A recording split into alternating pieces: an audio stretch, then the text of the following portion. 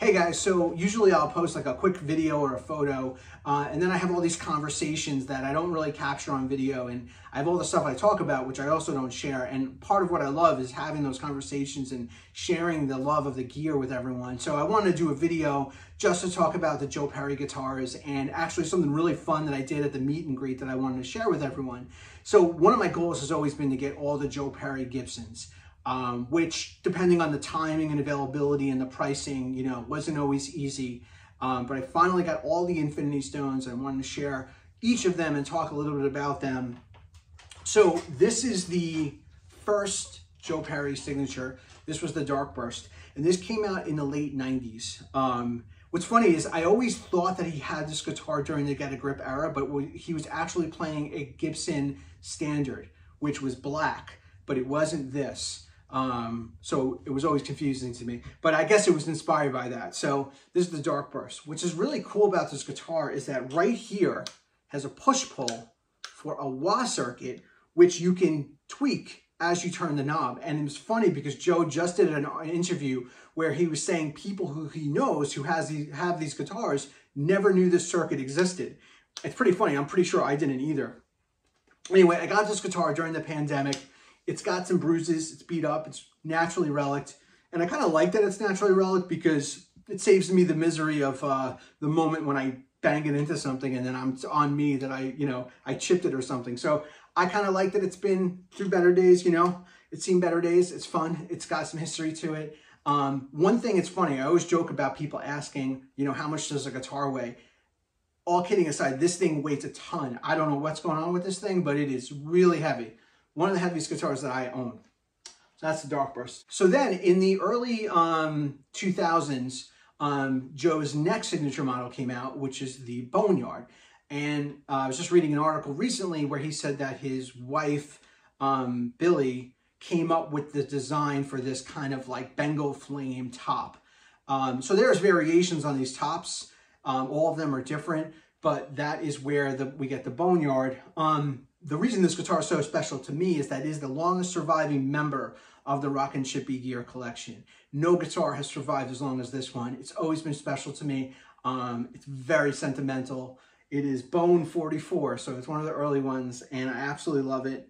Beautiful guitar. What's interesting about this guitar is that in the middle position, it has these are hardwired out of phase. It's literally, my tech told me, thanks Sal, that these are factory wired out of phase, and that's what's special about this guitar. So it's really cool.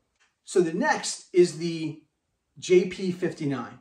So this guitar is the famous guitar that Joe sold at one point, and it made its way to Japan, where Slash ended up buying it for $8,000 from a collector. I'm sure $8,000 back in like 1987 was a lot of money. And obviously today's standards, this is probably worth who knows what, the real one, whatever. So anyway, the story goes that Joe found out that Slash had gotten the guitar and kept repeatedly asking him to sell it to him, and Slash refused. And then at Joe's 50th birthday, Slash gave it to him as a gift. Knowing now that he got it for $8,000 doesn't seem as bad because the guitar was probably worth like $300,000. But that's a pretty amazing gift. This is the guitar that Slash played in November Rain. Not this guitar, obviously, the real one. And this guitar, I think they made 250. 100 of them were VOS. This is VOS. Another 150 were like heavy Murphy aged. And then there were 25 that he signed. So I think those are the numbers. And this is just beautiful. I love this guitar.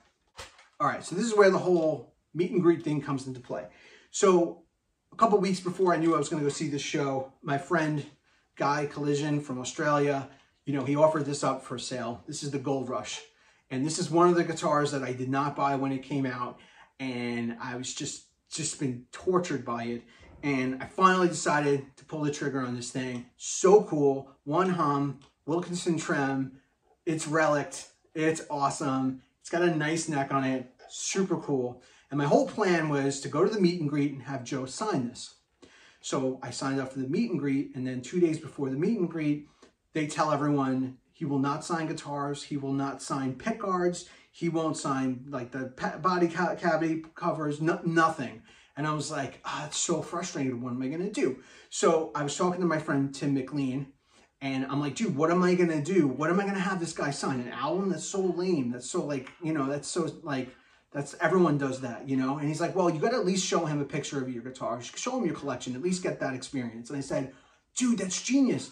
I'll print a picture of my collection and have him sign my collection. So that way, not only do I get him to see my collection, but he you know, he'll sign something that's really personal and special to me. So I got the Gold Rush the day before the show. It was stuck in customs for like a week. And I got it the day before the show. I rushed to pick it up. And then I got home and I put all my Aerosmith vinyl on the floor, and I put all 4 guitars in order of the, you know, the year they came out, chronological order, and I snapped a photo. I sent it to the 1-hour CVS, you know, print a photo thing, and I got this poster back, and it is so awesome. And I got Joe Perry to sign it, so I'm going to show it to you guys.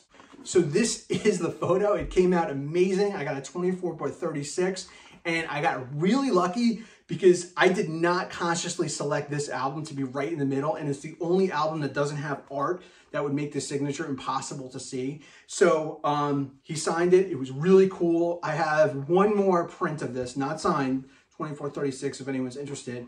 And it's just a really cool, kind of nice way to like celebrate the collection and the milestone of getting all the guitars. And I just need to get a better frame for it. So anyway, I want to thank my friend Guy. I want to thank Tim. It's just such a cool story and really fun. And I've posted a bunch of clips of these guitars on Instagram, but I'm going to leave you with a Gold Rush clip. And I hope you enjoyed it. See you guys later.